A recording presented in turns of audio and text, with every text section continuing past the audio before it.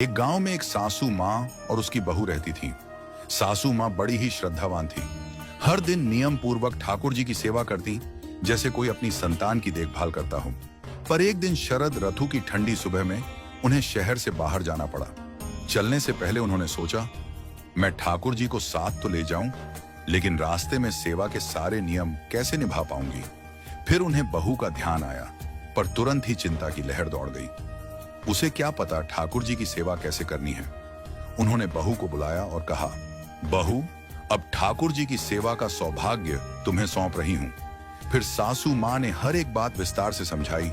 सुबह 3 बार घंटी बजाकर ठाकुर जी को जगाना, फिर गर्म जल से स्नान कराना, सुंदर वस्त्र पहनाना, चंदन का तिलक, फूलों की माला और गजरा लगाकर श्रृंगार करना, और फिर ठाकुर जी को दर्पण दिखाना। दर्पण में ठाकुर जी का हंसता हुआ मुख देखना, बाद में ठाकुर जी को राजभोग लगाना। बहू ने श्रद्धा से सब सीखा और सासू माँ से वादा किया, मैं सेवा में कोई कमी नहीं आने दूंगी माँ। इसके बाद सासू माँ चली गई। अब बहू ने वैसा ही करना शुरू किया जैसा बताया गया था। सुबह घंटी बजाई, ठाकुर जी को उठाया, स्नान कराया, कपड़े पहनाए, श्रृंगार किया और फिर दर्पण सामने रखा। लेकिन दर्पण में ठाकुर जी का चेहरा वैसा ही था, मुस्कान कहीं नहीं थी। बहू का दिल धड़कने लगा, मुझसे कहीं कोई गलती तो नहीं हो गई। उसने सब दोबारा किया, फिर भी ठाकुर जी नहीं मुस्कुराए। बहू का मन बेचैन था। उसने फिर से ठाकुर जी को स्नान कराया, वस्त्र पहनाए, श्रृंगार किया और दर्पण सामने रखा। पर इस बार भी वही शांत चेहरा, मुस्कान अब भी नहीं थी। शायद मुझसे फिर कुछ चूक हो गई, उसने सोचा, और फिर वह दोबारा सेवा में जुट गई। ठाकुर जी को फिर से स्नान कराया, फिर से वस्त्र, फिर से श्रृंगार, फिर से दर्पण। पर ठाकुर जी का मुख अब भी हंसता न दिखा। यह सिलसिला चलता रहा। 6ठी बार, 7वीं, 8वीं और 12वीं बार तक बहू ने ठाकुर जी को नहलाया। अब वह थक चुकी थी, पर उसका भाव डगमगाया नहीं। 13वीं बार उसने फिर से जल गर्म किया, वस्त्र निकाले, फूल सजाए।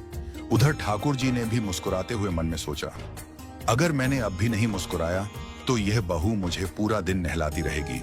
बहू ने एक बार फिर सेवा पूरी की, और जब उसने ठाकुर जी को दर्पण दिखाया तो चमत्कार हुआ।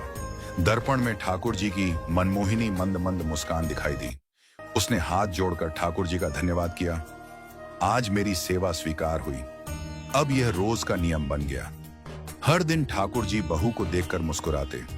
कुछ समय बाद जब सासू माँ यात्रा से लौट आईं, जैसे ही उन्होंने ठाकुर जी के दर्शन किए, बोली, प्रभु क्षमा करना, अगर मेरी बहू से आपकी सेवा में कोई त्रुटि रह गई हो तो अब मैं स्वयं सेवा करूंगी, पहले की तरह, पूरे नियम और भाव से। लेकिन तभी ठाकुर जी मुस्कुराए और उनके होठों से मधुर वाणी निकली, मैया, तुम्हारी सेवा में कोई कमी नहीं है, लेकिन अब दर्पण दिखाने की सेवा तो मैं तुम्हारी बहू से ही करवाऊंगा। कम से कम इस बहाने मैं रोज मुस्कुरा तो लेता हूं।